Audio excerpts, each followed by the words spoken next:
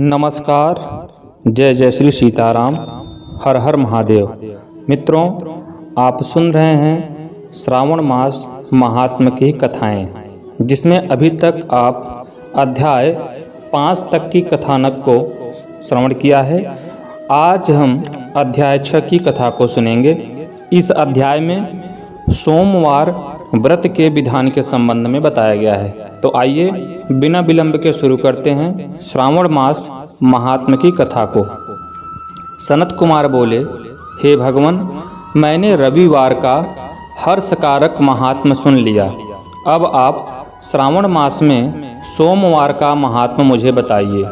ईश्वर बोले, हे सनत कुमार, सूर्य मेरा नेत्र है, उसका महात्म इतना श्रेष्ठ है, तो फिर उमा सहित सोम मेरे नाम वाले उस सोमवार का कहना ही क्या। उसका जो महात्म मेरे लिए वर्णन की योग्य है, उसे मैं आपसे कहता हूँ। सोम चंद्रमा का नाम है और यह ब्राह्मणों का राजा है। यज्ञों का साधन भी सोम है।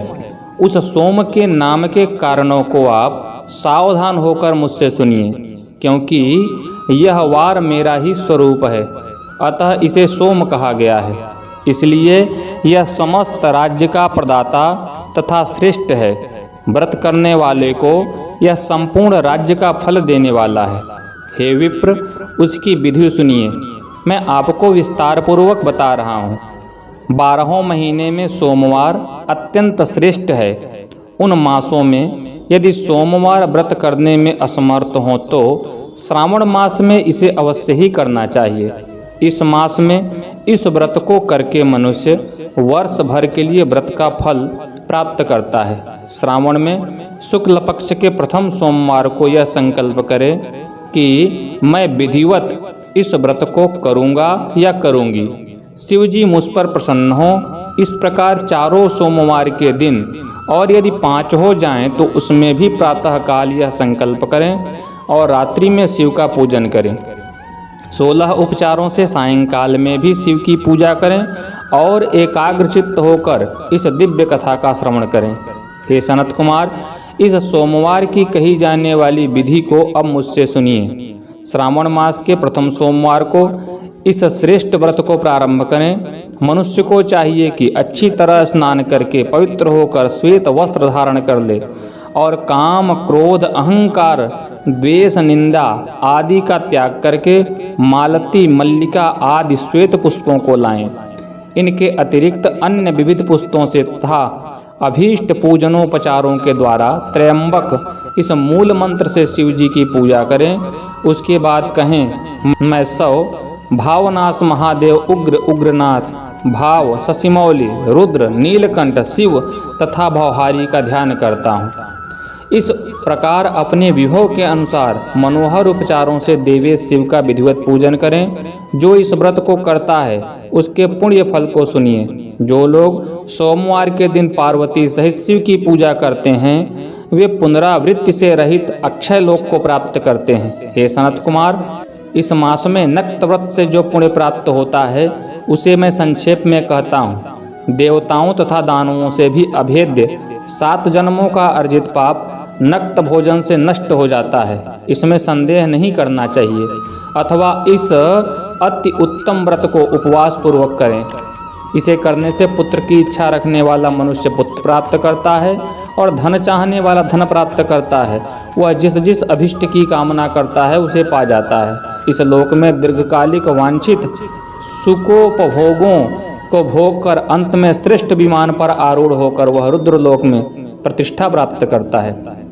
चित्त चंचल है, धन चंचल है और जीवन भी चंचल है, ऐसा समझकर प्रयत्न पूर्वक व्रत का उद्यापन करना चाहिए। चांदी के वृषभ पर विराजमान स्वर्ण निर्मित शिव तथा पार्वती जी की प्रतिमा अपने सामर्थ्य के अनुसार बनानी चाहिए। इसमें धन की कृपणता नहीं करनी चाहिए। उसके बाद एक दिव्य तथा शुभ लिंग तो भद्रमंडल बनाएं तथा उसमें 2 श्वेत वस्त्रों से युक्त एक घट स्थापित करें।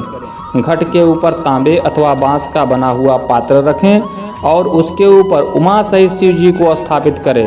उसके बाद श्रुति, स्मृति तथा पुराणों में कहे गए मंत्रों से शिव की पूजा करें।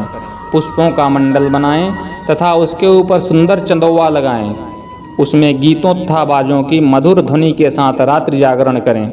उसके बाद बुद्धिमान मनुष्य अपने गृह सूत्र में निर्दिष्ट विधान के अनुसार अग्नि स्थापन करें और फिर शव आदि 11 श्रेष्ठ नामों से पलाश की समिधा से 108 आहुति प्रदान करें। यव, व्रीहि, तिल आदि की आहुति आप्यायस्य इस मंत्र से दें और बिल्व पत्रों की आहुति त्र्यंबक अथवा खड़ाक्षर मंत्र ओम नमः शिवाय से प्रदान करें। उसके बाद शिष्टकृत होम करके पूर्णाहुति देकर आचार्य का पूजन करें और बाद में उन्हें गौदान प्रदान करें। उसके बाद 11 श्रेष्ठ ब्राह्मणों को भोजन कराएं तथा उन्हें वंश पात्र सहित 11 घाट प्रदान करें।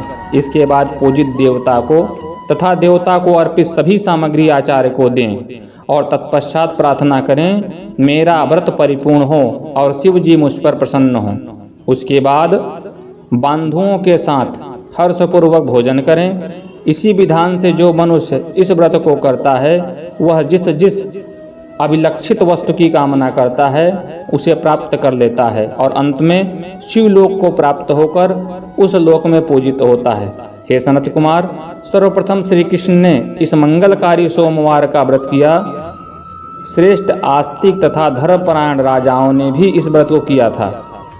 जो इस व्रत का नित्य श्रवण करता है वह भी उस व्रत के करने का फल प्राप्त करता है। इस प्रकार श्री स्कंद पुराण के अंतर्गत ईश्वर सनत कुमार संवाद में श्रावण मास महात्म्य में सोमवार व्रत कथन नामक 6ठा अध्याय पूर्ण हुआ। आशा है मित्रों यह कथा आपको ज्ञानवर्धक कर्णप्रिय लगी होगी। आपकी क्या विचार हैं कमेंट बॉक्स में ज़रूर बताइएगा। साथ ही साथ अपने सगे संबंधियों से इस कथा को साझा करना नहीं भूलिएगा और अगर चैनल पर नए हैं तो सब्सक्राइब करके बेल आइकन दबा दीजिए।